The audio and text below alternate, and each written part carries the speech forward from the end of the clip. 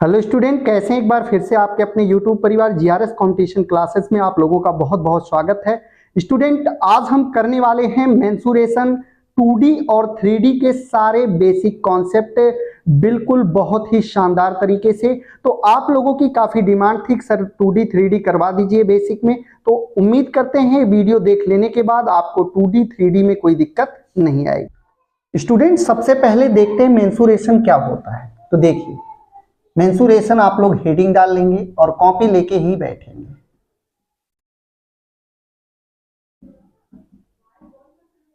Mensuration, और इसको कहते हैं क्षेत्र मिति। क्या कहते हैं मेरे दोस्त?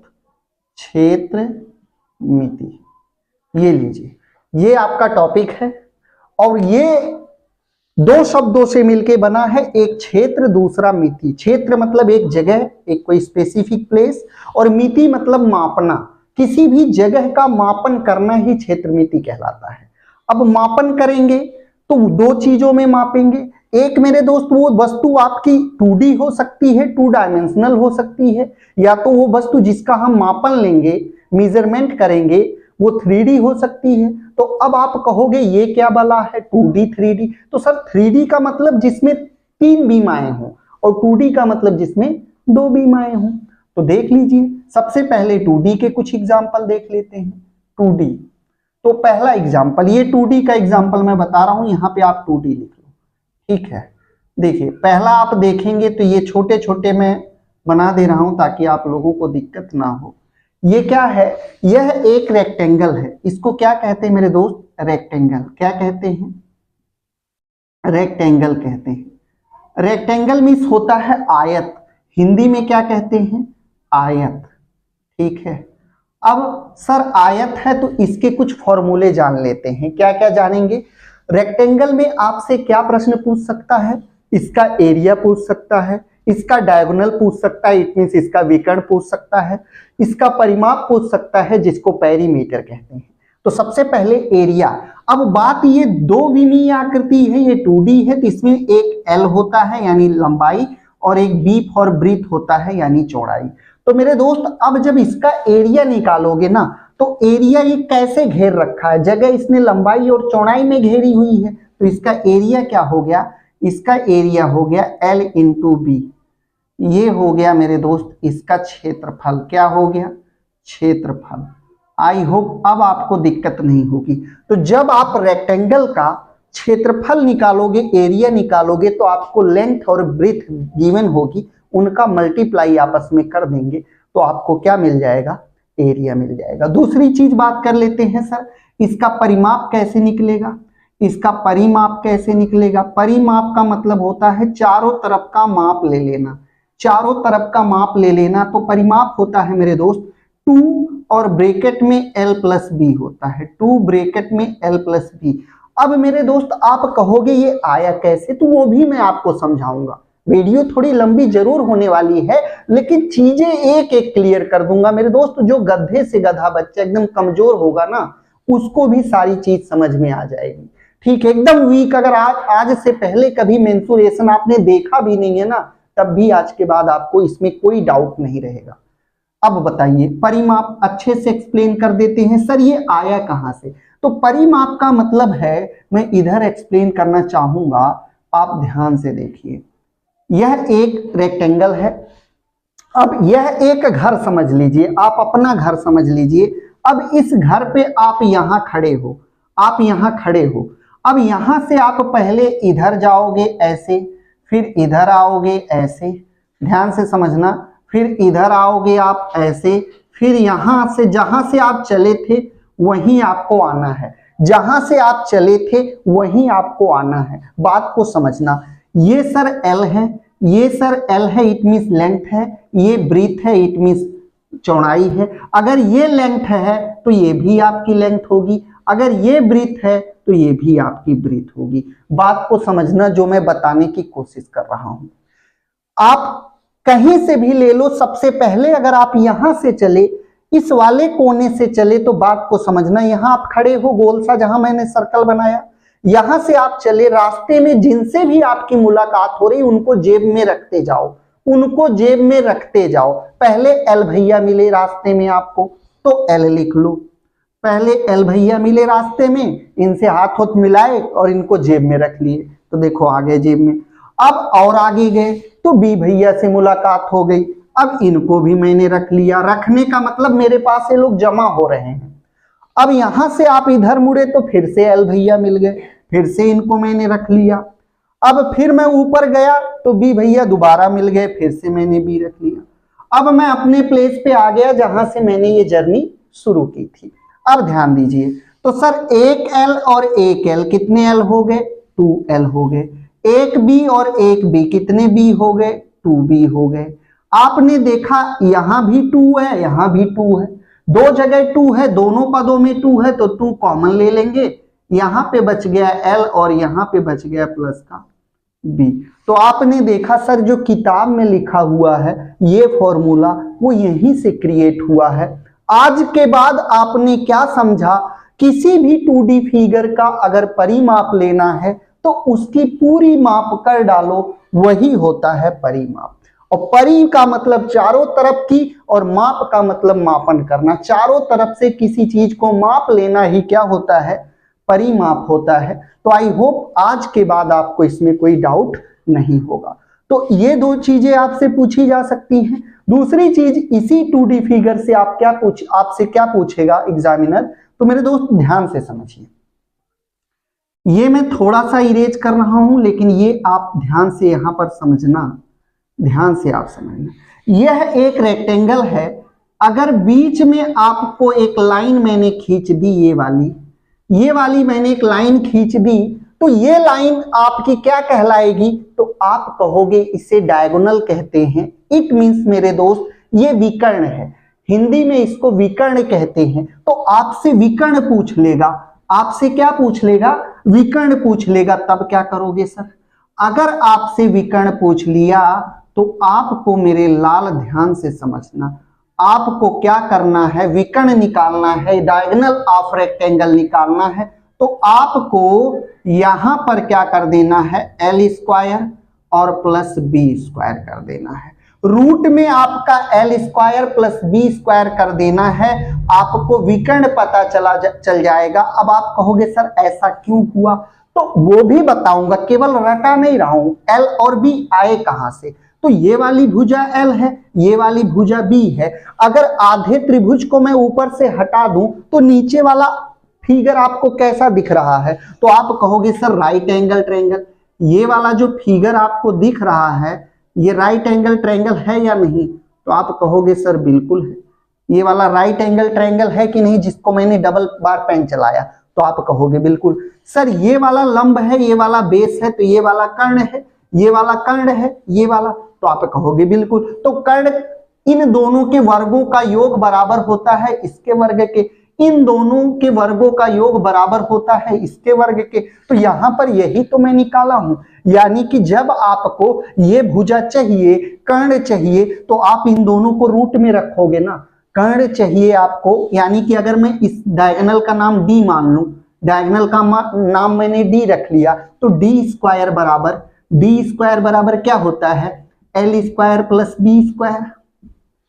पाइथागोरस में पढ़े हो आप। अगर मैं इसका नाम डी मान लूं तो ये कर्ण है, डी स्क्वायर बराबर क्या होता है? दोनों भुजाओं के इसके वर्ग का योग इन दोनों के वर्गों के योग के बराबर होता है। तो यहां से आपने देखा एल स्क्वायर और बी स्क्वायर। अब हमें तो डी स्क्वायर नहीं चाहिए, हमें तो डी चाहिए। जैसे ही मैं इसका स्क्वायर हटाऊंगा इस पे क्या लग जाएगा? रूट लग जाएगा। तो इसीलिए मेरे दोस्त डायगोनल यहीं से बना है। आप लोग परेशान मत होना, किताबी कीड़े बनो लेकिन किताब का सहारा लो। क्वेश्चन देखो, क्वेश्चन खुद क्रिएट करो, यानी कि जो आपके फॉर्मूले होते हैं वो खुद बनाओ। अगर आप उसी पे टोटल बेस्ड रहोगे, रटते रहोगे, रटने वाले कीड़े रहोगे, लाइफ टाइम में मैथ नहीं आएगी, ये मेरी गारंटी है। कभी नहीं सीख सकते आप मैथ। तो आपको कुछ नया करना है मेरे दोस्त। वो फॉर्मूला बना कैसे, क्यों बना, आखिर वजह क्या है, वजह को ढूंढना है। ठीक है, तो अब हम चलते हैं। इससे ज्यादा कुछ आपके रेक्टेंगल से नहीं आने वाला पेपर में। सबसे पहले एरिया पूछेगा, दोबारा परिमाप पूछेगा और ज्यादा से ज्यादा विकर्ण पूछेगा, ज्यादा से ज्यादा विकर्ण पूछेगा। अब बताइए कोई दिक्कत रेक्टेंगल में कहोगे नहीं। चलते हैं अगले फिगर पे। तो स्टूडेंट अब हम सेकेंड फिगर की तरफ चलते हैं। सेकेंड 2D फिगर कौन सा है देख लेते हैं। सेकेंड, तो सेकेंड में आपको क्या देखने को मिलेगा मेरे दोस्त? अगर आप कहोगे सेकेंड आपको मिलेगा, देखिए सबसे पहले आपने रेक्टेंगल समझ लिया। अब रेक्टेंगल के बाद आप वर्ग समझेंगे। क्या समझेंगे? वर्ग। वर्ग जिसकी चारों भुजाएं मेरे दोस्त क्या हों? बराबर हों। ठीक है, जिसकी चारों भुजाएं बराबर हों। हालांकि बहुत अच्छा तो नहीं बना है, आप समझ जाइएगा। ठीक है, तो ये एक स्क्वायर है जिसकी ये वाली ये वाली ये वाली ये चारों भुजा क्या है? बराबर है। तो इसको मेरे दोस्त आप सबने पढ़ा है, स्क्वायर कहते हैं। ठीक है, और स्क्वायर मीन्स हिंदी में वर्ग होता है। क्या होता है? वर्ग होता है। तो वर्ग अब हम पढ़ेंगे। इसमें भी आपकी, अगर मैं एक भुजा को ए मान लूं तो ये भी ए भी ए भी ये चारों की चारों ए होती हैं। तो अगर मैं आपसे कहूं, ठीक है, कि इसका क्षेत्रफल क्या होगा, तो इसका जो एरिया होगा मेरे दोस्त वो क्या होगा? तो आप कहोगे इसका एरिया होगा, चूंकि इसमें एल भी ए है और बी भी ए है, तो ए का स्क्वायर होता है। भुजा का वर्ग क्या होता है? भुजा का स्क्वायर। इसी को आप भुजा का स्क्वायर भी कह सकते हैं। ठीक है, ये इसका एरिया हो गया। अब सेकंड स्टेप देख लेते हैं। सेकंड स्टेप में मेरे दोस्त अगर मैं बात करूं इससे आगे का, तो परिमाप क्या होता है? जिसको पेरीमीटर कहते हैं। पेरीमीटर कहते हैं मेरे दोस्त, वो क्या होता है? तो पेरीमीटर का मतलब होता है परिमाप, और परिमाप इसका होगा। अब चूंकि रास्ते में सारे ए मिलेंगे, तो कितनी बार मिलेंगे? 1 2 3 4, 4 बार ए मिलेंगे, तो आपका जो परिमाप हो जाएगा वो 4a हो जाएगा। या इसी को 4 गुणे भुजा भी कहते हैं। 4 गुणे भुजा कहते हैं। ये परिमाप हो गया। तीसरी चीज की अगर मैं बात करूं, तीसरा आपसे क्या पूछ सकता है? इसका डायगोनल पूछ सकता है, यानी इसका विकर्ण। ये वाली भुजा आपसे पूछ सकता है। तो सर डायगोनल क्या होता है? इसका अगर डायगोनल पूछ लेगा आपसे तो क्या होगा? आप कहोगे जो इसका डायगोनल होगा मेरे दोस्त वो होगा आपका √2a। √2a होगा इसका विकर्ण। तो ये सारी चीज, इससे ज्यादा कुछ वर्ग में आपसे नहीं पूछेगा। वर्ग का एक बार मेरे साथ रिपीट करेंगे। वर्ग का एरिया भुजा का स्क्वायर यानी ए का स्क्वायर। अगर इसकी एक भुजा 10 सेंटीमीटर हो, आपसे पूछा है एरिया क्या है, तो 10 का वर्ग कर दोगे, 100 सेंटीमीटर स्क्वायर इसका एरिया हो जाएगा। अब जब भी हम एरिया निकालते हैं तो लास्ट में स्क्वायर क्यों लगा होता है वो भी मैं आपको बता रहा हूं। देखिए ध्यान से, मान लीजिए इसकी कोई भुजा 10 सेंटीमीटर है, तो सारी की सारी 10 सेंटीमीटर होंगी। इसकी कोई भुजा अगर 10 सेंटीमीटर है तो सारी की सारी 10 होंगी। तो आपने देखा, एक बार हम लेंथ में लेते हैं, भुजा का वर्ग है ना, तो भुजा का वर्ग मतलब यहाँ भी सेंटीमीटर यहाँ भी सेंटीमीटर, तो दोनों सेंटीमीटर सेंटीमीटर का जब गुणा होगा ना, सेंटीमीटर इंटू सेंटीमीटर, तो आपको क्या मिलेगा? आप कहोगे सेंटीमीटर वर्ग मिलेगा। तो इसीलिए मेरे दोस्त यहाँ पर ऐसा मेंशन किया जाता है। कब? जब हम किसी चीज की एरिया निकालते हैं। लेकिन जैसे हम एरिया नहीं निकालेंगे, जब बात 3D फिगर की होगी तो वहां पे वॉल्यूम निकलेगा, यानी कि आयतन निकलेगा। और जब आयतन निकलेगा तो ये जो पावर है ना, ये 2 नहीं होगी। क्यों? क्योंकि अभी इसमें L और B मिल रही है, 2 ही बीमा मिल रही है, उसमें 3 बीमा मिलेंगी। तो 1 cm 2 cm 3 cm यानी 3 बार cm का गुणा होगा तो cm क्यूब हो जाएगा। cm का मतलब चीफ मिनिस्टर नहीं, सेंटीमीटर का क्या हो जाएगा? क्यूब हो जाएगा। तो ये चीजें यहीं से बनती हैं, आप लोग परेशान मत होना। तो ये सारी चीजें। अच्छा, अगर आपसे वर्ग का विकर्ण पूछ ले, डायगोनल पूछ ले, तो वर्ग का विकर्ण क्या होगा? √2a। √2 और भुजा अगर 10 दे दिया हो तो इसका अगर मैं परिमाप कहूं, इसका सॉरी विकर्ण कहूं, तो डायरेक्ट आप क्या करोगे? 2√10 हो जाएगा। क्योंकि ये 10 का गुणा इसमें मत कर देना। अगर ये गुणा तभी करेगा मेरे दोस्त जब रूट में कोई वैल्यू दूसरी होगी। अगर रूट में ही इसका मान होगा तब हम 2 का गुणा उसमें करेंगे। लेकिन यहाँ पे फुटकर में 10 है और ये रूट में है, तो 10√2 इसका क्या हो जाएगा? इसका आपका डायगोनल हो जाएगा, विकर्ण हो जाएगा। कोई दिक्कत? चलते हैं अगले फिगर पे। स्टूडेंट अब हम थर्ड फिगर की तरफ चलते हैं। जो कि सबसे ज्यादा इंपॉर्टेंट है 2D में। 2D में अगर ये पूछा जाता है तो सबसे ज्यादा इसी से क्वेश्चन। थर्ड क्या है, तो आप कहोगे सर सर्कल है। क्या है? सर्कल है, जिसको कहेंगे हिंदी में गोला बिल्कुल नहीं कहेंगे, वृत्त कहेंगे। क्या कहेंगे मेरे दोस्त? वृत्त कहेंगे। याद रखिएगा, इससे क्वेश्चन बनते हैं। अगर 2D की बात करूं तो इससे ज्यादा बनते हैं, क्योंकि आप लोग और छोटे छोटे अगर वर्ग पूछ ले या आपसे रेक्टेंगल पूछ ले आसानी से बता दोगे, बट इसमें कुछ आप लोगों को देखने को नया मिलता है, इसलिए यहां से पूछा जाता है। तो वृत्त जो कि आप सबको पता है एक सर्कुलर शेप होता है, जैसे कि मैं बना दूं एक, ठीक है। ये देखिए एक वृत्त है मेरे दोस्त, बात को समझिएगा। चलिए यह एक वृत्त है। अब इसको क्या कहेंगे, यहां पर एक सेंटर होता है, केंद्र होता है। साइकिल देखे हो ना, उसका जो पहिया होता है, रिम होती है उसकी, तो रिम, सारी रिम में तीलियां जो होती हैं वो नीचे बीच में लगी होती हैं, आकर के बीच में ही लगी होती है। तो एक तीली जो आपकी जहां से लगी होती है, उस एक तीली का नाम रेडियस होता है, त्रिज्या। इट मींस इस सेंटर से इसकी बाउंड्री को टच करने वाली जो रेखा है, इस सेंटर से इसकी बाउंड्री को टच करने वाली जो रेखा है, उसी को हम कहते हैं रेडियस। क्या कहते हैं? रेडियस। तो ये मेरे दोस्त आपकी क्या हो गई? रेडियस हो गई। आप लोग गलती बिल्कुल मत करना, रेडियस हो गई, जिसको हिंदी में क्या कहते हैं? तो त्रिज्या कहते हैं। याद रखिएगा, इसको हिंदी में क्या कहते हैं? त्रिज्या कहते हैं। अब कुछ बच्चों के मन में ये होगा कि सर क्या इसमें बहुत सारी रेडियस को हम खींच सकते हैं? इसमें हम बहुत सारी रेडियस को खींच सकते हैं। तो सर एक वृत्त में हम इनफाइनाइट रेडियस खींच सकते हैं, यानी कि अनगिनत त्रिज्याएं हम खींच सकते हैं। देखिए ऐसे ऐसे ऐसे ऐसे बनती जाएंगी, बहुत सारी बन जाएंगी। और अगर सर इसी त्रिज्या को मैं यहां से पूरा मिला दूं यहां, तो अब ये डबल त्रिज्या हो गई, क्योंकि आधी इधर आधी इधर। तो त्रिज्या का 2 गुना हो जाता है मेरे दोस्त व्यास, जिसे डायमीटर कहते हैं। व्यास क्या हो जाता है? व्यास। तो अब ये पूरा का पूरा जो आपका आएगा, इसको हम बोलेंगे व्यास, इसको हम बोलेंगे व्यास, और इंग्लिश में बोलेंगे इसे डायामीटर। ठीक है मेरे दोस्त, इंग्लिश में इसे बोलेंगे डायमीटर। अब ये चीजें मैं क्यों बता रहा हूं, ताकि जिन बच्चों को अभी तक इसमें डाउट था वृत्त में, ये चीज डायमीटर क्या होता है, रेडियस क्या होती है, वो यहां से अच्छे से सीख जाएंगे। ठीक है, अब बात करते हैं ये दोनों चीज। और ये जो बाउंड्री है ना इसकी, जिसपे मैं ये चला रहा हूं, ये याद रखिएगा, ये जो बाउंड्री है मेरे दोस्त, इसको क्या बोलेंगे? इस पूरी बाउंड्री का नाम क्या होता है? तो आप इस चीज को बोलोगे परिधि। क्या बोलोगे? परिधि। देख लीजिए, परिधि।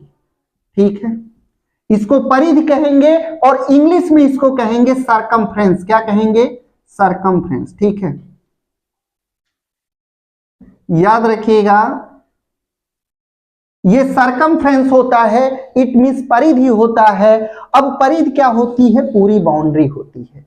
तो आपसे इस वृत्त से कितने टाइप के क्वेश्चन बन सकते हैं, क्या क्या पूछा जा सकता है, एक झलक उस पर देख लेते हैं मेरे दोस्त।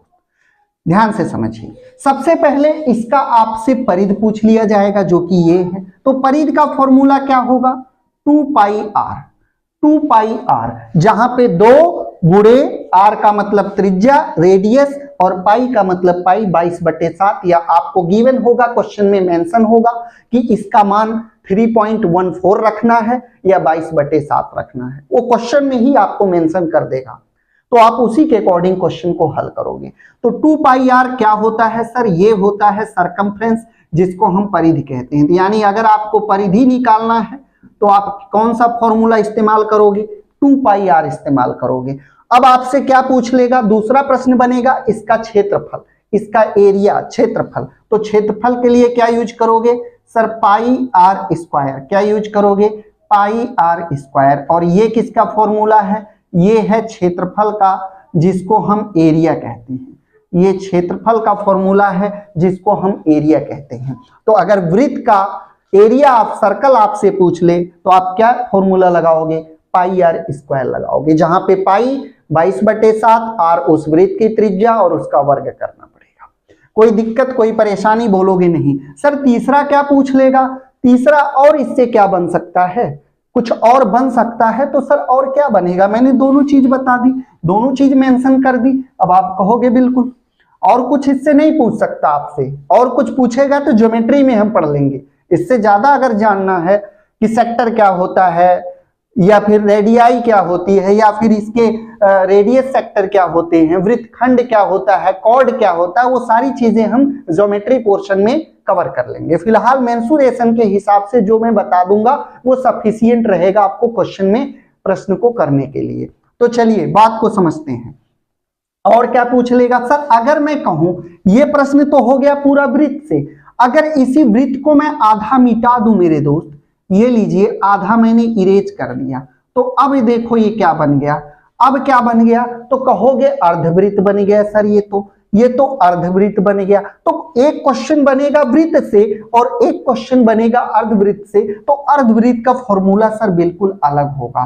कहेंगे उसमें भी इस चीज को व्यास बोलेंगे और इस चीज को त्रिज्या बोलेंगे, कोई अंतर नहीं होगा, लेकिन उसका जो परिधि और उसका जो एरिया का फॉर्मूला वो चेंज हो जाएगा। क्यों हो जाएगा सर, पूरे वृत्त का जो एरिया था वो 2πr था, बात को समझना, अगर पूरे वृत्त का जो मेरे दोस्त परिधि थी वो 2πr थी, तो आधे वृत्त की परिधि बटे 2 हो जाएगी। किसी भी चीज को आधा करते हो तो बटे में 2 ही तो लिखते हो, आप कहोगे बिल्कुल सर इसकी परिधि क्या होगी, तो वो देख लीजिए। अगर इसकी परिधि की मैं बात करूं तो आप कहोगे सर पूरी परिधि 2πr थी, तो इसकी भी 2πr पहले लिखो, 2πr लिख दिया।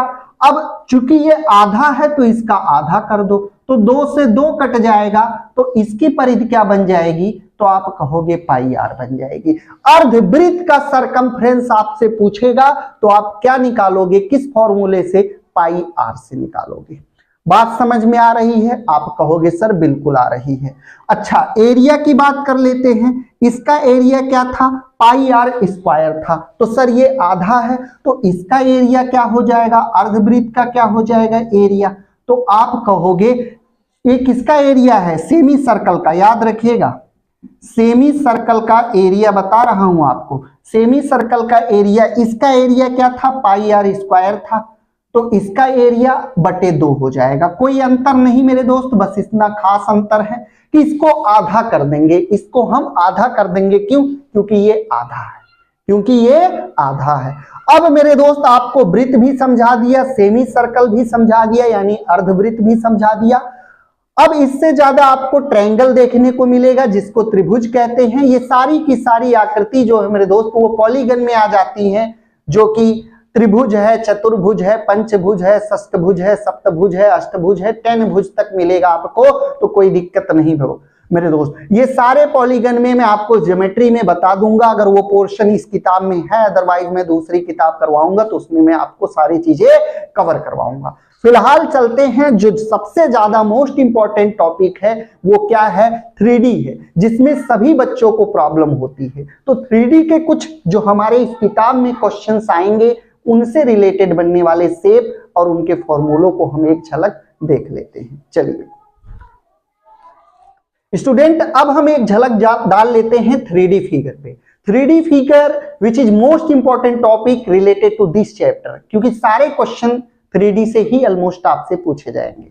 तो 3D देख लेते हैं।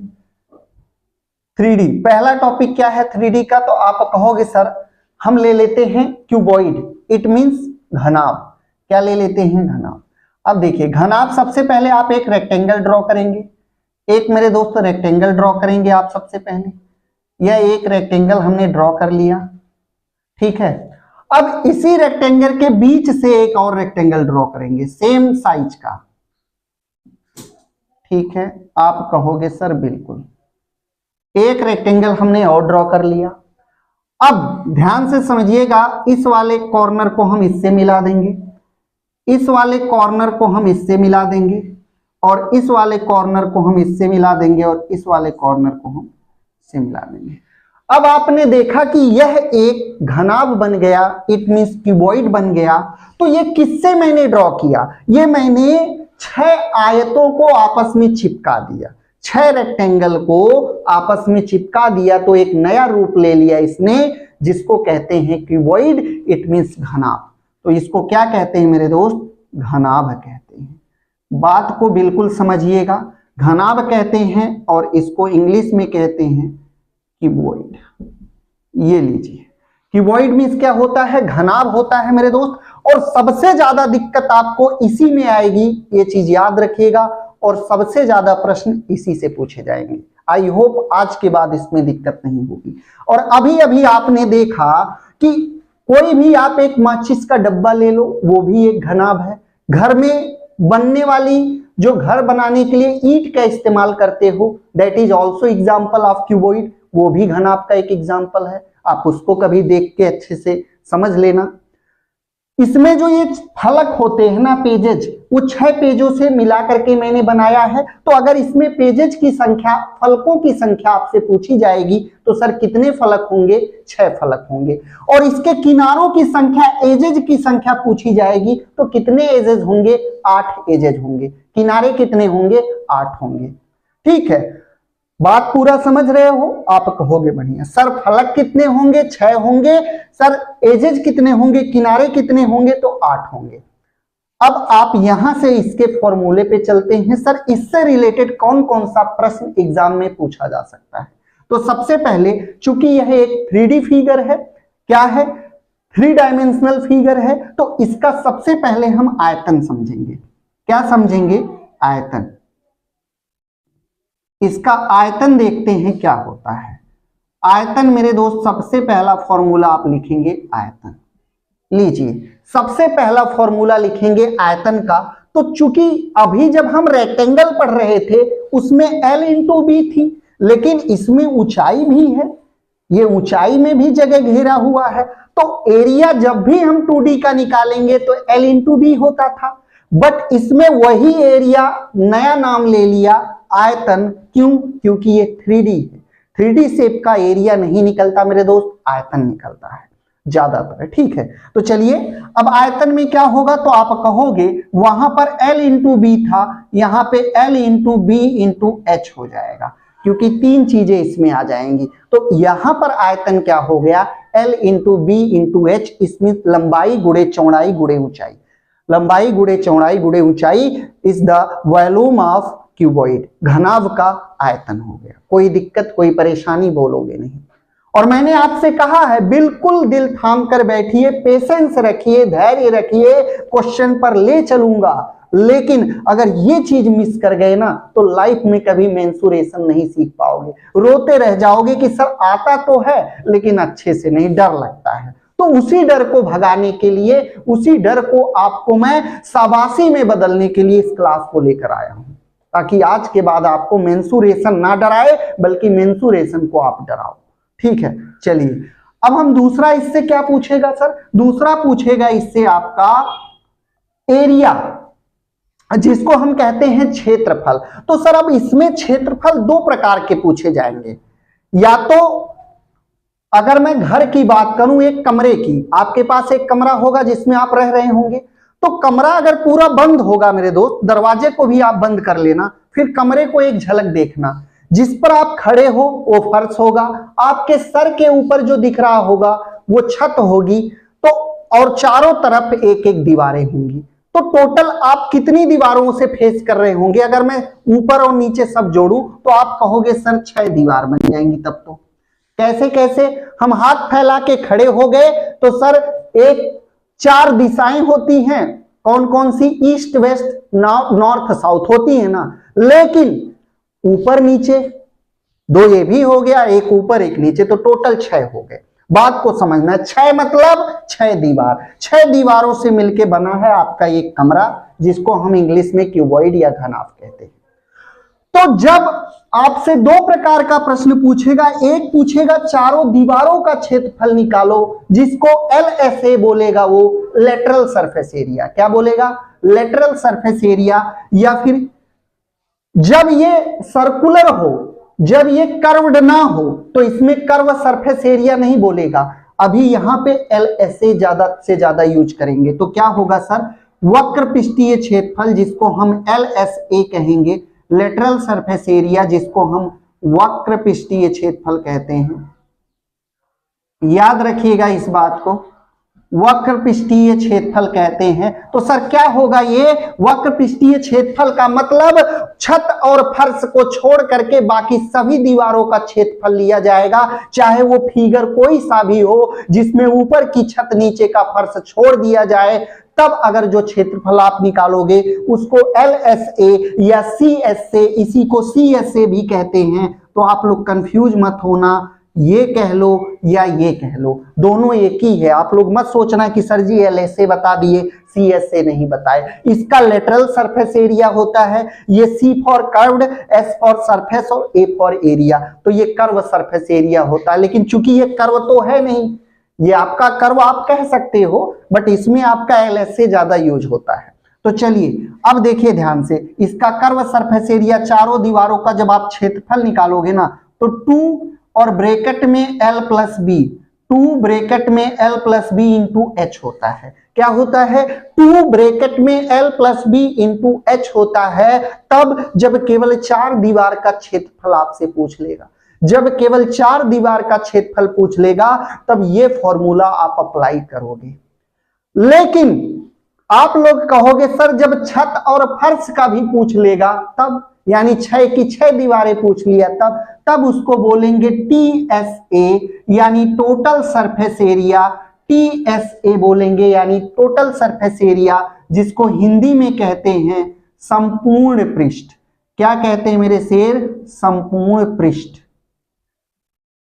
अगर संपूर्ण पृष्ठीय क्षेत्रफल पूछ लिया तो आप उसके लिए क्या करोगे? तो आप उसके लिए मेरे दोस्त बात को समझना, उसके लिए जब आप पूरे पृष्ठ की बात करोगे तो पूरे पृष्ठ में कितनी दीवारें थी? 6 दीवारें थी। हर दीवार में LB है, हर दीवार में L और B है ना भाई। 6 दीवारों से मिलाकर बनाया हूं, 6 आयत से 6 रेक्टेंगल लगे इसको बनाने में, तो LB और तो इसीलिए हर दीवारों में 2 LB 2 LB 2 LB है, तो इसीलिए इसका जो टोटल सरफेस एरिया हो जाता है, 2 हमने कॉमन ले लिया तो LB और प्लस BH और प्लस HL, ये आपका इसका क्या हो जाता है? टोटल सरफेस एरिया हो जाता है 2 ब्रैकेट में LB यानी लंबाई गुणे चौड़ाई और प्लस चौड़ाई गुणे ऊंचाई और प्लस ऊंचाई गुणे लंबाई, ये आपका क्या हो जाता है? Total surface area of cuboid.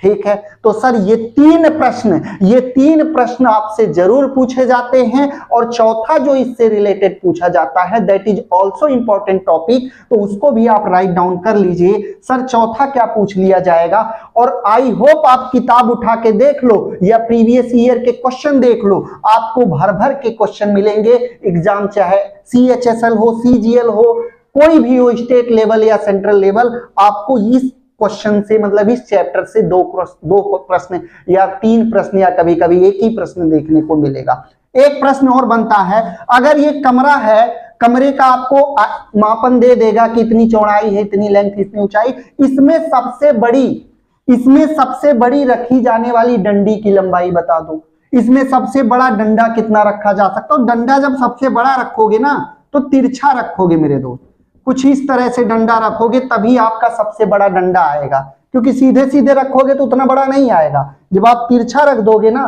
तो सबसे बड़ा आएगा। अब तिरछा देखने से आपको कुछ समझ में आया? क्या आया कि सर अगर मेरे दोस्त मैं इसको एक ही बार बनाता, यानी 6 दीवार ना लगाता, तो ये रेक्टेंगल होता, और ये रेक्टेंगल होता, उसमें जो ऐसे लाइन ड्रॉ कर रहा था तो क्या उस लाइन को क्या बोल रहे थे? आप कहोगे सर डायगोनल होता था, वो लाइन तो डायगोनल कहलाती थी, इट मींस विकर्ण। तो डायगोनल ऑफ क्यूबॉइड, घनाभ का विकर्ण आपसे पूछ लेगा तो आप तुरंत एक फॉर्मूला लगा दोगे वही वाला। देखिए, तो आप कहोगे विकर्ण यानी कि डायगोनल क्या होता है वो भी देख लीजिए। ठीक है, वो भी देख लीजिए मेरे दोस्त, आप परेशान मत होइए, मैं सब कुछ क्लियर करने वाला हूं। तो उसका फॉर्मूला क्या होगा? सबसे बड़ा डंडा रखा जाएगा, उस डंडे की लंबाई क्या होगी? तो तुरंत आप लोग वैल्यू को रूट में करना और लिख देना L², ठीक है, और मेरे दोस्त प्लस B² और प्लस H²। ये मेरे दोस्त आपके सवाल का जवाब हो जाएगा। जब आपको डायगोनल ऑफ क्यूबॉइड निकालना हो तो आप ये वाला फॉर्मूला अप्लाई करोगे, लेंथ का स्क्वायर प्लस ब्रेथ का स्क्वायर प्लस हाइट का स्क्वायर, यानी लंबाई का वर्ग प्लस चौड़ाई का वर्ग प्लस ऊंचाई का वर्ग, सबको रूट में रखना है। सबका वर्ग लेने के बाद इसको क्या कर देना है, इसका वर्गमूल निकाल देना है। That will be the length of diagonal of cuboid, वही इसके विकर्ण की लंबाई हो जाएगी। कोई दिक्कत, कोई परेशानी? आप कहोगे नहीं, इससे ज्यादा, इस 4 फॉर्मूले से ज्यादा इस क्यूबॉइड से आपसे कभी कुछ नहीं पूछा जा सकता। अगर इतना तैयार है तो आप इस क्यूबॉइड के महारथी बन गए, इस क्यूबॉइड के आप लोग टीचर बन गए। आपको कभी भी कोई प्रश्न परेशान नहीं करेगा। ठीक है, चलते हैं 2-3 फिगर और देख लेते हैं, उसके बाद क्वेश्चन पे हम पहुंचेंगे जो कि हमारे इस टॉपिक में आने वाले हैं, इसलिए मैं करवा रहा हूं इनको, अदरवाइज कोई जरूरत नहीं थी। चलिए स्टूडेंट, अब हम चलते हैं आगे का, देख लेते हैं। इसी क्यूबॉइड के जैसा एक फिगर होता है मेरे दोस्त, जिसका नाम है, क्या होता है, जब आप रेक्टेंगल से मिला करके बनाए थे तो क्यूबॉइड बना था, जब आप स्क्वायर से मिला करके वही आकृति बनाओगे, जिस कमरे की चारों दीवार बराबर हो, उसको कहते हैं घन, जिसको इंग्लिश में कहते हैं क्यूब। तो अब हम बनाएंगे मेरे दोस्त दूसरा 2D फिगर, जिसका नाम है क्यूब। क्या है? क्यूब।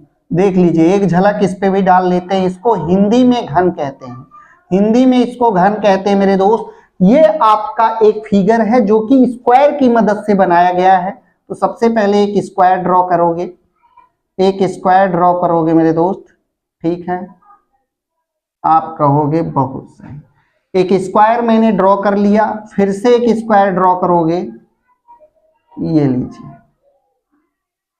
फिर से एक स्क्वायर ड्रॉ करोगे, आप कहोगे बिल्कुल ठीक है। अब इसके बाद इससे इसको मिला दोगे, इससे इसको मिला दोगे, इससे इसको मिला दोगे और इससे इसको मिला दोगे।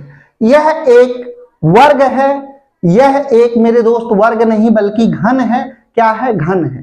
घन या पासा, समझ रहे हो आप, जो लूडो खेलते हो ना, उसकी जो गोटी गिराते हो, या फिर बच्चों का वो आता क्यूब जो सॉल्व करने वाला, आप लोग भी किए होंगे, तो वो ये होता है। इसमें भी 6 फलक होते हैं, यानी दीवारें 6 ही होती हैं। तो 1 से 6 तक गिनती भी होती है मेरे दोस्त, आपने देखा भी होता है। तो चलिए अब हम बात को समझ लेते हैं। अब चूंकि इसकी सारी दीवारें बराबर होती हैं, इसकी लंबाई चौड़ाई ऊंचाई सब बराबर होती है। अगर मैंने लंबाई को ए मान लिया तो चौड़ाई भी ए है, ऊंचाई भी ए है मेरे दोस्त, सब कुछ ए है। तो इसीलिए आयतन तो वही होता है, लंबाई गुणे चौड़ाई गुणे ऊंचाई। बात को समझना, आयतन तो घनाभ वाला ही होता है, बशर्ते उसमें LBH होता है। इसलिए हम लोग लिखते हैं उसके आयतन को L into B into H. इसमें भी हम वही लिखते हैं, बस आप लोग कंफ्यूज हो जाते हो। देखो, L भी A है इंटू B भी A है और H भी A है, यानी कि तीनों चीजें A है, तो हम 3 बार A लिखते हैं। और जब 3 बार A का गुणा करते हैं तो इसका जो आयतन आ जाता है वो क्या आ जाता है? A का क्यूब। A का क्या आ जाता है? क्यूब आ जाता है। तो आप लोगों को फिगर को समझना है, उसके बाद फॉर्मूले बनाना है।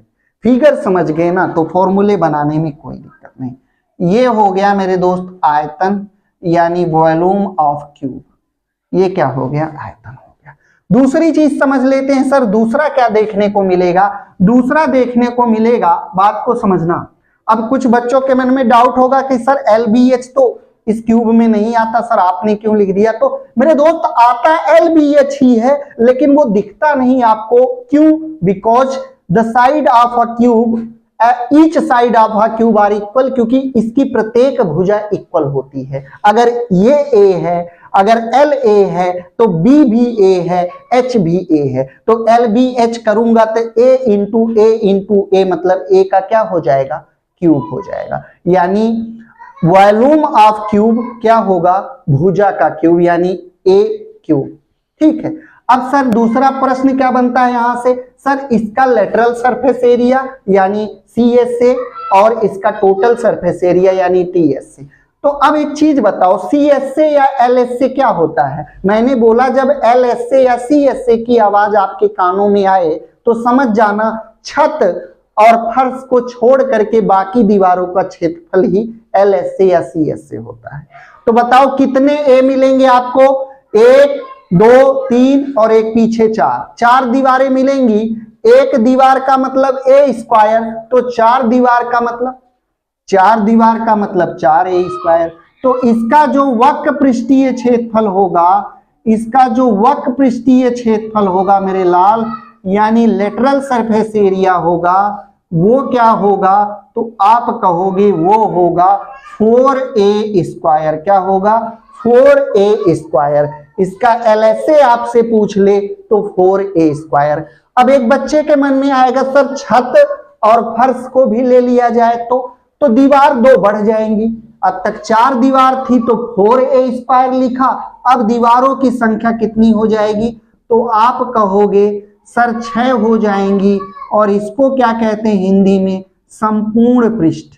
क्या कहते हैं? संपूर्ण पृष्ठ कहते हैं मेरे दोस्त। तो ये क्या होता है? 6A square. क्या होता है? 6A स्क्वायर संपूर्ण पृष्ठ होता है, जिसको हम कहते हैं टोटल सरफेस एरिया। क्या कहते हैं? Total surface area. अब बताइए कोई दिक्कत? हाँ, एक दिक्कत और होगी आपको। सर अगर इसका डायगोनल पूछ ले तो? सर अगर इसका डायगोनल पूछ ले तो, इसका विकर्ण पूछ ले तो बिल्कुल बताऊंगा। तो इसका विकर्ण देख लो, इसका विकर्ण देख लो क्या होगा। इसका विकर्ण पूछ ले तो क्या करोगे? यानी कि विकर्ण पूछ ले तो आप मेरे दोस्त इसका विकर्ण निकालोगे। इसका विकर्ण होता है √3a। वर्ग का था √2a, लेकिन इसका होता है √3a। या इसी को कुछ लोग ऐसे भी बोलते हैं √3 गुणे भुजा। √3 गुणे भुजा। एक इसको रिप्रेजेंट करता है साइड को, एक इसको रिप्रेजेंट करता है साइड को, क्योंकि इसकी प्रत्येक साइड A होती है। वर्ग है, सारी साइड इक्वल है। अगर एक साइड का नाम A है तो सबकी सब साइड क्या होंगी? A होंगी। तो √3 का अगर मल्टीप्लाई आप इसकी साइड में कर दोगे तो आपको मिल जाएगा डायगोनल। इट मींस विकर्ण। किसका? क्यूब का। किसका? क्यूब का, यानी घन का। अब बताइए इन चारों फॉर्मूले के अलावा कुछ बाहर से आपसे पूछा जा सकता है? तो आप कहोगे सर आपने तो कमाल कर दिया, इससे ज्यादा कुछ नहीं पूछा जाएगा। इससे ज्यादा मेरे दोस्त कुछ नहीं पूछा जाएगा। हाँ, एक चीज और आपको मैं सजेस्ट कर दूं, बता दूं कि जो डायगोनल ऑफ क्यूब होता है ना, वो होता है, अगर मेरे दोस्त मैं कहूं कि वृत्त के व्यास के बराबर होगा। वृत्त के व्यास के बराबर होगा मेरे दोस्त, याद रखिएगा। क्योंकि अगर मैं एक वर्ग के अंदर एक वो बना दूं, इसके अंदर अगर मैं पूरा वृत्त बना दूं, एक गोला रख दूं, तो वो दोनों तरफ टच होगा। यहां से यहां तक, यहां से यहां तक टच होगा दोनों तरफ। तो हम कह देंगे कि इसका जो विकर्ण होगा, इसका जो विकर्ण होगा वो मेरे दोस्त बराबर होगा किसके? वो बराबर होगा डायमीटर के, डायमीटर ऑफ सर्कल, यानी कि वृत्त के व्यास के बराबर होगा ये आपका ये। ठीक है, वो मैं क्वेश्चन में आगे आपको बताऊंगा। फिलहाल चलते हैं तीसरा और चौथा फिगर समझ लेते हैं, जिसका नाम है सिलेंडर, इट मींस बेलन, और फोर्थ कौन सा है? कोन, इट मींस शंकु। इससे ज्यादा मैं आपको कुछ नहीं बताऊंगा, क्योंकि इससे ज्यादा कुछ पूछेगा तो वो भी मैं आपको जरूर बताऊंगा। ठीक है स्टूडेंट, चलते हैं। अब हम देख लेते हैं तीसरा फिगर क्या है। तो तीसरे फिगर की अगर मैं बात करूं, जो कि आपका 3D है, तो आप कहोगे सिलेंडर है। क्या है? सिलेंडर है। एक सिलेंडर ड्रॉ कर लेते हैं। हालांकि ड्राइंग अच्छी नहीं है, लेकिन आप लोग सजेस्ट करेंगे, आप लोग समझने के लिए ये आपके काफी है। ठीक है, चलिए, यह एक सिलेंडर हो गया मेरे दोस्त। यानी कोई भी बेलनाकार वस्तु, कोई भी आपके घर में वो खाना पकाने के लिए जो आता है सिलेंडर, वो भी होता है। तो यहां पर आपने देखा कि इसमें ये नीचे इसका बेस और इसका हेड, इसका टॉप और इसका बेस, दोनों एक सर्कल होते हैं। दोनों एक सर्कल होते हैं मेरे दोस्त। अगर ये सर्कल होते हैं तो यहां से यहां तक त्रिज्या, और सर यहां से यहां तक भी रेडियस, और यहां से यहां तक हम मिला दें तो इसको क्या बोलेंगे? इसको ऊंचाई बोलते हैं। इसको मेरे दोस्त हाइट बोलते हैं। ये बीच वाली क्या है? ये हाइट है।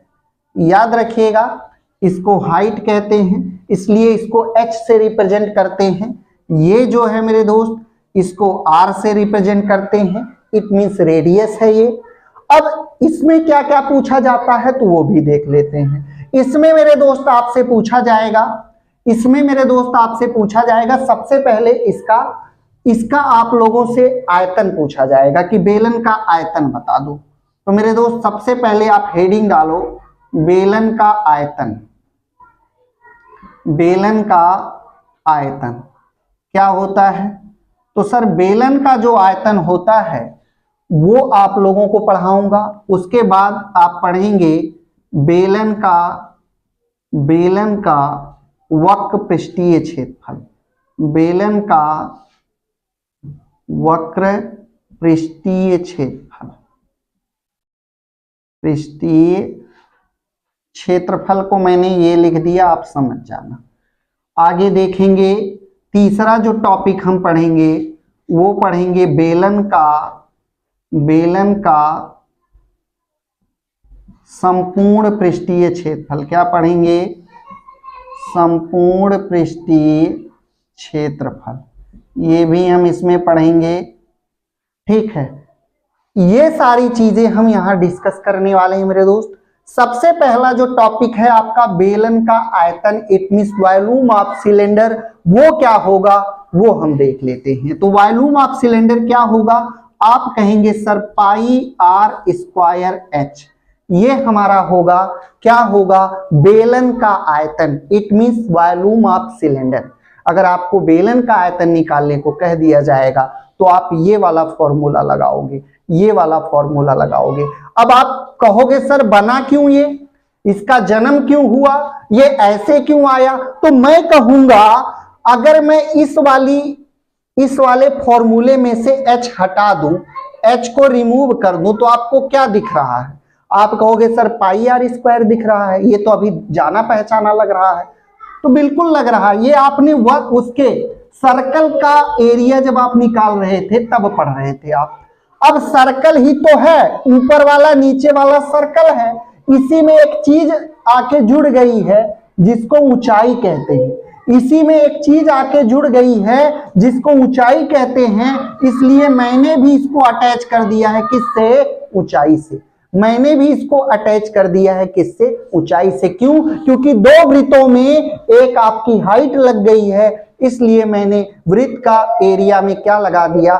हाइट का गुणा कर दिया। तो इसलिए बेलन का आयतन हो गया पाई आर स्क्वायर एच। कोई दिक्कत कहोगे नहीं। वक्र पृष्ठीय क्षेत्रफल देख लो 2 पाई आर एच। वक्र पृष्ठीय क्षेत्रफल 2 पाई आर एच, ये होता है वक्र पृष्ठीय क्षेत्रफल। अगर संपूर्ण पृष्ठीय क्षेत्रफल हो जाए तो आप मेरे दोस्त 2 पाई आर एच तो कहोगे ही कहोगे। पूरा ये गोले का क्षेत्रफल तो 2 पाई आर एच था, 2 पाई आर एच था, लेकिन अभी यहां पर क्या होता है? तो 2 पाई आर एच तो था ही, साथ में इन दोनों का स्क्वायर यानी 2 pi R square, 2 pi R square. अब देखिए 2 पाई आर हमने कॉमन ले लिया दोनों को। आपने कहा सर बिल्कुल, ब्रैकेट में क्या बच गया? h plus R. क्या बच गया? h plus R. तो ये जो आपका हो गया ये संपूर्ण पृष्ठ हो गया किसका? आप कहोगे बेलन का। किसका? आप कहोगे बेलन का। तो मेरे दोस्त इससे ज्यादा आपके इस क्वेश्चन में कुछ नहीं बनेगा, यहां से और क्वेश्चन आपके नहीं बनेंगे। आपसे या तो इसका वॉल्यूम आयतन पूछ लिया जाएगा, या तो बेलन का वक्र पृष्ठीय क्षेत्रफल पूछ लिया जाएगा जो कि 2 पाई आर एच होता है, या तो बेलन का संपूर्ण पृष्ठीय क्षेत्रफल पूछ लिया जाएगा जो कि 2 पाई आर ब्रैकेट में h प्लस आर होता है। h प्लस आर होता है। एक चीज मैं यही साथ के साथ और बता देना चाहूंगा, क्योंकि दोनों आपस में थोड़ा सा मिलते जुलते हैं, इसलिए मैं नेक्स्ट पेज पे ना ले जा करके आपको यही मैं साथ के साथ समझाता चलूंगा। चलिए एक और मैं चौथा फिगर यही ड्रॉ कर लेता हूं और उसको भी मैं यही आपको बता देता हूं, जिसका नाम है, आप लोगों के घर में अगर कोई भी बच्चा बर्थडे सेलिब्रेट करता होगा तो आप उसके लिए टोपी खरीदते हो। अब वो टोपी जिस शेप में होती है वो भी एक 3D शेप होता है, वो भी मेरे दोस्त एक 3D शेप होता है। आप कहोगे बिल्कुल आपने देखा कि ये 3D शेप है जिसका नाम क्या है, आपने कहा सर यह तो शंकु है। क्या है? शंकु है। तो यहां से बीच में एक आपका ये है और यहां से एक लाइन मैंने खींच दी जिसको इसकी हाइट कहेंगे, जिसको इसकी हाइट कहेंगे, और ये वाली जो रेखा है ये इसकी रेडियस कहलाएगी, ये इसकी रेडियस कहलाएगी। तो अब आपने यहां से एक चीज और देख लिया मेरे शेर, क्या देख लिया? ये वाली जो ऊंचाई होती है ये, तो आपने देखा ऊंचाई तो बिल्कुल सीधे वाली है, ये वाली तो h है जो बिल्कुल सीधे सीधे गई है, ये वाली h है। लेकिन सर ये वाली क्या है? ये तो तिरछी तिरछी है, तो ये तिरछी ऊंचाई है। क्या है? अगर ये सीधी ऊंचाई है इसको h कहेंगे, तो ये तिर्यक ऊंचाई है, इसको h नहीं कहेंगे, इसको l कहते हैं, इसको l से रिप्रेजेंट करते हैं। किससे? l से। अब कुछ बच्चों के मन में ये होगा सर कहते क्या है इसको इंग्लिश में? तो इसको इंग्लिश में स्लैंट हाइट कहते हैं। क्या कहते हैं? स्लैंट हाइट कहते हैं। इट मींस तिर्यक ऊंचाई। तो जब भी मैं कहीं प्रश्न में स्लैंट हाइट का नाम लूं तो आप लोग समझ जाना सर l की बात कर रहे हैं, सर तिर्यक ऊंचाई की बात कर रहे हैं। इंग्लिश में क्या होती है? स्लैंट हाइट होती है, SLANT। और हाइट, नॉर्मल हाइट क्या होती है? जो बीच में है ये बिल्कुल लंब सा परपेंडिकुलर सा, वो नॉर्मल हाइट है। और ये वाली हाइट, ये दोनों जो तिरछी हैं इसको हम स्लैंट हाइट कहते हैं और इसको L से रिप्रेजेंट करते हैं। ये बीच में क्या है? ये वाली लकीर, तो इसको R से रिप्रेजेंट करते हैं। इट मींस रेडियस है, त्रिज्या है, जो कि आप लोग पढ़ते आए हो, तो अब मुझे नहीं लगता इसमें डाउट है। अब एक बड़ी अच्छी बात यह है मेरे दोस्त, अगर आपने बेलन कर लिया ना तो आपको कोण आधा समझ में आ जाएगा। दोनों एक दूसरे के भाई हैं। अब कैसे हैं वो भी मैं आपको सजेस्ट कर दूं, ध्यान से समझिए। अगर मैं इस बेलन की बीच वाली रेखा को थोड़ी देर के लिए मेरे दोस्त मैं इरेज कर दूं, ये जो हाइट मैंने बना के आपको दिखाई है इसको मैंने इरेज कर दिया, ध्यान से समझना। ये भी लाइन हटा दिया ताकि आपको समझा सकूं, इसकी भी अभी जरूरत नहीं। अब ध्यान से समझना, ये बेलन है, आप कहोगे ठीक है। देखना मैं इसी में शंकु बनाऊंगा बेलन के अंदर। तो शंकु जो होता है यानी कोण जो होता है ये इसी में ड्रॉ कर दे रहा हूं मैं। देखो कैसे, यहां से मैंने उठाया और यहां से मैंने एक लाइन ले ली यहां पे, आप कहोगे बिल्कुल, और एक लाइन मैंने ले ली यहां पे, आप कहोगे बिल्कुल। अब ध्यान से आप देखो इस बेलन को, इस बेलन के अंदर एक शंकु आपको अच्छा सा दिखाई दे रहा होगा, दिख रहा है ना? इस बेलन के अंदर मैंने एक शंकु बना दिया। अब आपको एक शंकु नहीं बल्कि 3 शंकु दिखाई दे रहे होंगे, 1 2 3। इन दोनों का जो सिर है वो नीचे की तरफ है, बेस देखो नीचे की तरफ है इन दोनों का, और इसका नीचे है, तो 3 शंकु। यानी अब समझ में बोलोगे, अच्छा अब समझा कि 3 शंकु के बराबर होता है एक बेलन। 3 शंकु के बराबर होता है एक बेलन। तो अगर मुझे शंकु की चीजें पता करनी हो तो बेलन का पता करके बटे में 3 कर देंगे। बेलन का जो भी चीज होगा उसके बटे 3 कर देंगे तो शंकु का आ जाएगा। लेकिन हर चीज में बटे 3 नहीं करोगे मेरे दोस्त, ये याद रखना। सबसे पहले बेलन का आयतन की बात करेंगे तो πr² था, आप कहोगे बिल्कुल। अब चूंकि ये 3 गुना है किसके? शंकु के, तो इसका आयतन 3 गुना कम होगा, 3 गुना कम होगा। तो सर शंकु का आयतन कितना हो जाएगा वो देख लो, शंकु का आयतन कितना हो जाएगा वो देख लो। शंकु का आयतन, बेलन का आयतन कितना था, यहां पे मैं इसको अंडरलाइन कर देता हूं ताकि दिक्कत ना हो। बेलन का आयतन था πr²h, इसका आयतन हो जाएगा 1/3 πr²h। अब बताइए कोई दिक्कत? सर नया क्या मैंने बताया? नया कुछ बताया? मैंने बेलन का आयतन लिख दिया, बस बटे में क्या कर दिया? 3। अच्छा किया क्यों 3? क्योंकि नहीं देख रहे हो कि बेलन के पेट में 3 शंकु हैं। बेलन के पेट में कितने शंकु आ गए? 3 शंकु आ गए। इट मींस एक बेलन 3 शंकु के बराबर होता है। अब जब एक बेलन 3 शंकु के बराबर होगा तो शंकु का आयतन भी तो बटे 3 होगा, क्योंकि 3 गुना वो बेलन से छोटा है, बेलन से 3 गुना छोटा है तो आयतन भी तो 3 छोटा होगा, तो बटे में मैंने कर दिया 3, आ गया शंकु का आयतन। आप बोलो, कहोगे बिल्कुल।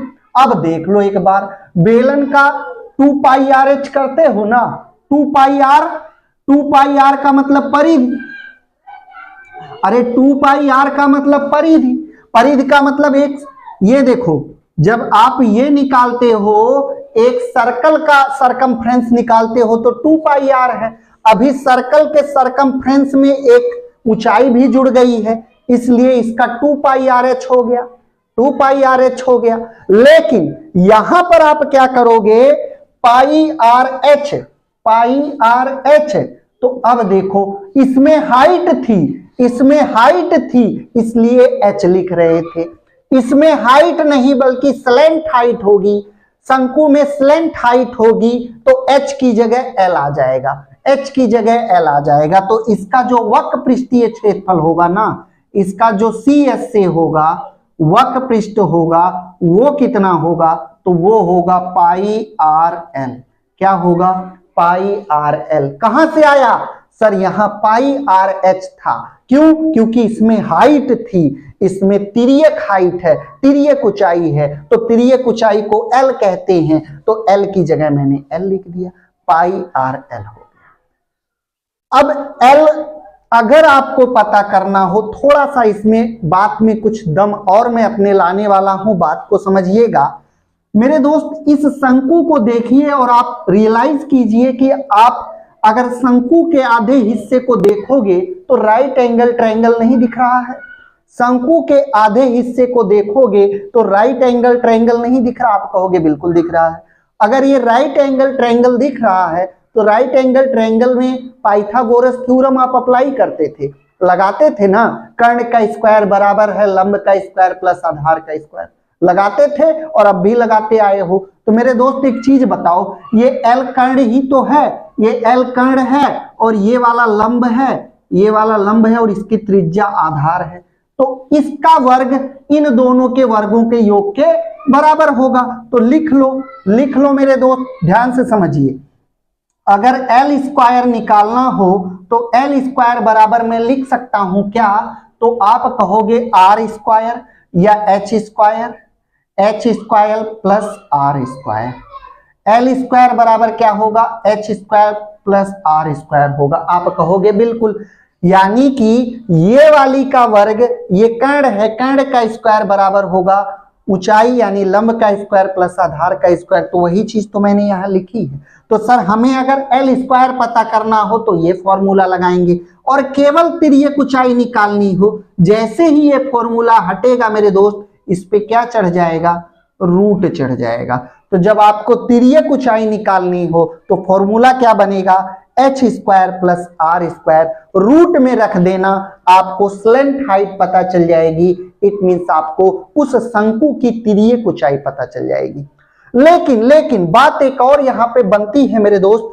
अब कुछ बच्चों के मन में ये है, सर अगर तिर्यक दी हुई हो, अगर स्लैंट हाइट गिवन हो, हाइट ना गिवन हो, तब क्या करेंगे, तब भी हम यहां से निकाल सकते हैं। कैसे वो समझो।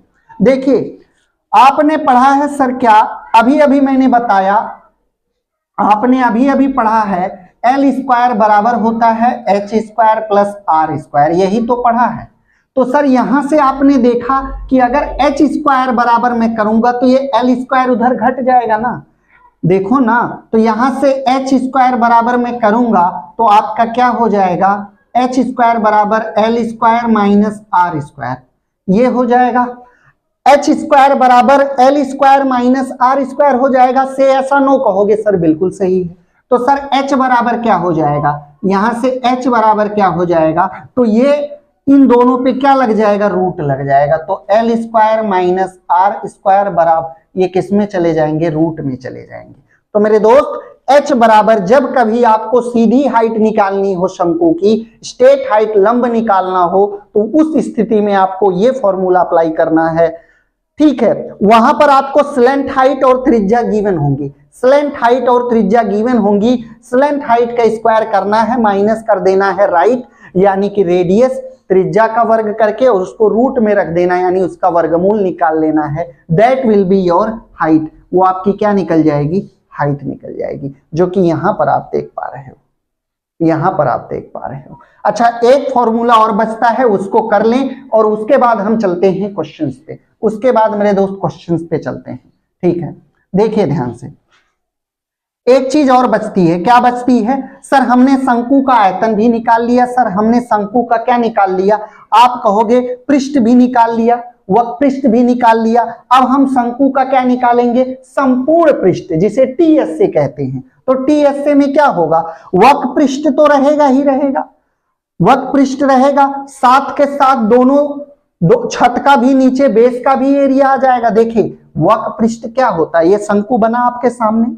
अगर मैं केवल इन दोनों स्लैंट हाइट, जो ये दीवार है ना ऊपर की तंबू जैसी, इसका अगर एरिया निकालूंगा तो उसको वक्र पृष्ठ कहते हैं। उसमें धरती नहीं होगी, बेस नहीं होगा। लेकिन अगर टोटल बोलेगा तो जमीन वाले का भी, यानी बेस का भी आपको एरिया निकालना पड़ेगा। तो उस दौरान हम निकालेंगे टीएस से, यानी टोटल सरफेस एरिया। तो ये बेस हमारा है क्या, इसका बेस हमारा सर्कुलर है, यानी सर्कल है। अगर बेस हमारा सर्कल है तो मेरे दोस्त पाई आर एल में हम सर्कल का स्क्वायर और जोड़ देंगे, सर्कल का एरिया हम और ऐड कर देंगे, तो बन जाएगा क्या, बन जाएगा वो टोटल सरफेस एरिया। तो देखिए पाई आर एल तो हमारा था ही, पाई आर एल हमारा था ही वक्र पृष्ठ, और प्लस में इसमें हम बेस का एरिया भी जोड़ेंगे। बेस क्या है, pi R square, pi R square. अब ध्यान से देखिए, ये हो गया टोटल सरफेस एरिया। लेकिन कहोगे सर ऐसे तो नहीं लिखा रहता किताब में, तो भैया क्यों नहीं लिखा रहता वो भी देखो।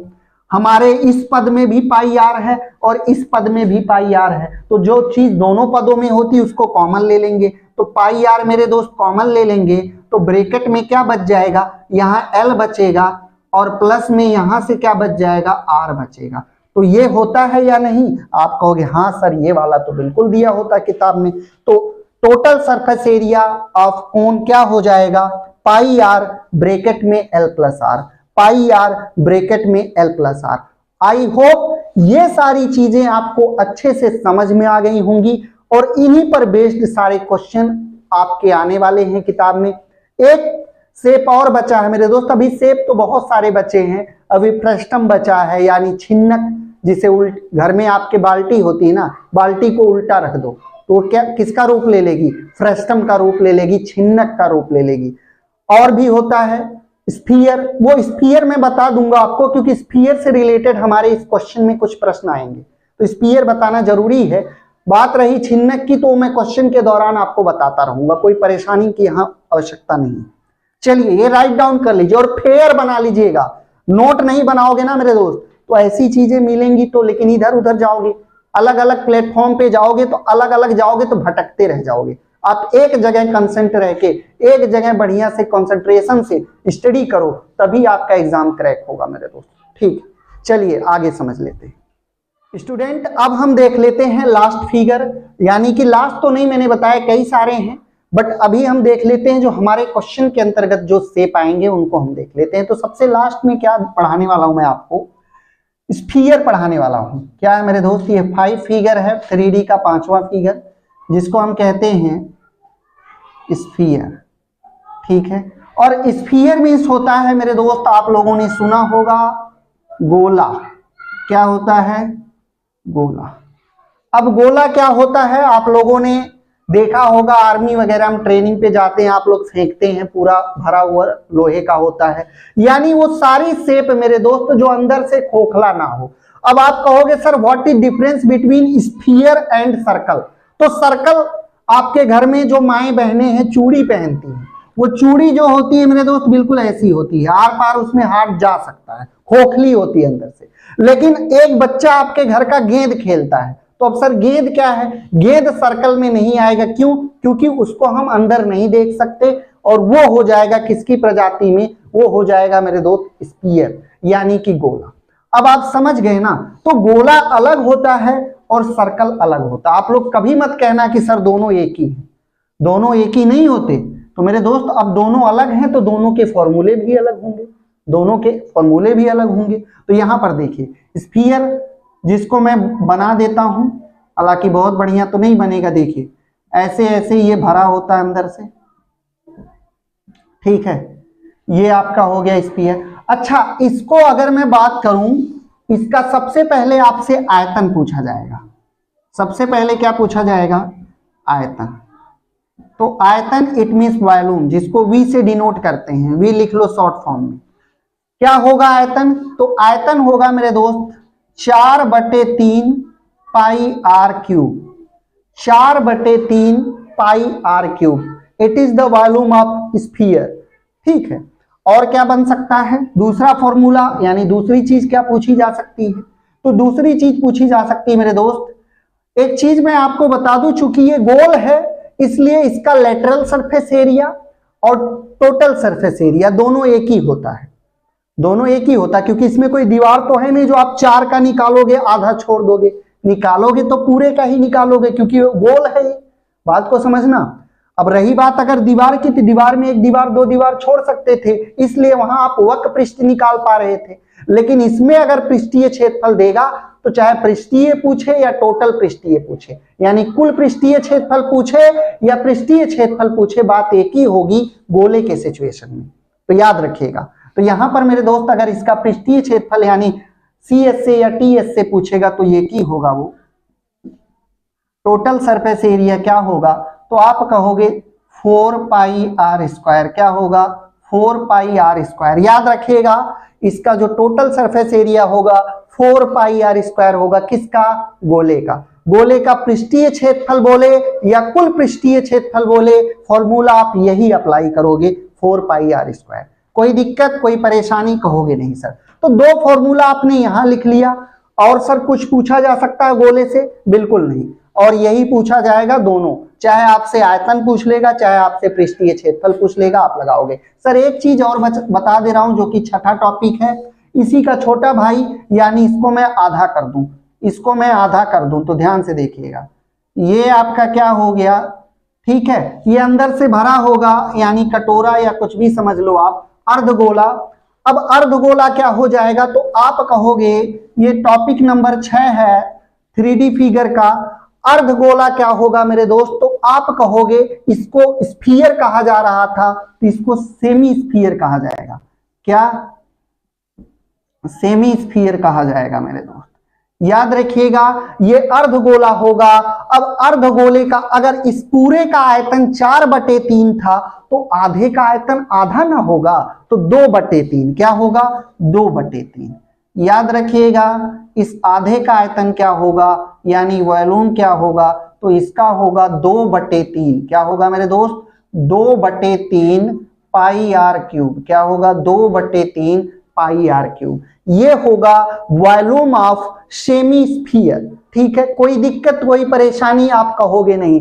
मेरे दोस्त, मैं कोई भी टॉपिक आपका नहीं छोड़ा। हाँ, एक दो टॉपिक जरूर हैं, वो मैं आपको क्वेश्चन जब आएंगे ना साथ के साथ बता दूंगा, क्योंकि अगर वो बताने लगा ना, अगर मैं बेसिक समझाने लगा तो 2.5 घंटे की क्लास केवल बेसिक में ही निकल जाएगी। याद रखिएगा। तो मोटा मोटा जो हमारे क्वेश्चन में आने वाला वो मैं आपको अच्छे से एक्सप्लेन कर दिया। चलिए, अच्छा, इसका अगर पूछ लेगा TS से या CS से, तो सर इसमें TS से और CS से में डिफरेंस होता है। अकॉर्डिंग टू स्फीयर इसमें आपका डिफरेंस होता है। अगर इसमें देखा जाए तो ये पूरा गोल था, इसलिए इसमें TS से CS से बराबर था, लेकिन इसमें TS से CS से अलग अलग होगा। तो इसमें क्या होगा? सबसे पहले CS से क्या होगा, यानी कर्व सरफेस एरिया पूछेगा, तो मेरे दोस्त वो होगा, याद रखिएगा, 2 पाई आर स्क्वायर। क्या होगा? 2 पाई आर स्क्वायर। ये हमारा क्या होगा? Curve surface area of semi sphere, यानी कि वक्र पृष्ठीय क्षेत्रफल, गोले अर्धगोले का वक्र पृष्ठीय क्षेत्रफल 2 पाई आर स्क्वायर होगा। अब मेरे दोस्त अगर मैं बात करूं, अगर इसका टोटल सरफेस एरिया पूछे तो TS से क्या होगा? तो TS से होगा मेरे दोस्त, यानी total surface area 3 pi R square. क्या होगा? 3 पाई आर स्क्वायर होगा। क्या होगा? 3 पाई आर स्क्वायर होगा total surface area of semi sphere. Total surface area of semi sphere. अब मेरे दोस्त आपको मैंने सब कुछ बता दिया, एक एक चीज एक्सप्लेन कर दी, कौन सी चीज कहां आती है। अगर इसके बाद भी आपको प्रॉब्लम है ना तो वीडियो को 10 बार देखना, रिवाइंड कर करके दोबारा रिपीट करना, जब तक आपको बिल्कुल चीजें कंठस्थ ना हो जाएं, अच्छे से समझ में ना आ जाएं, जब तक ऐसा ना लगे कि अब मैं ये किसी को पढ़ा सकता हूं, तब तक आप अपने आप को ये समझना कि अभी मैंने ये चीज नहीं सीखी।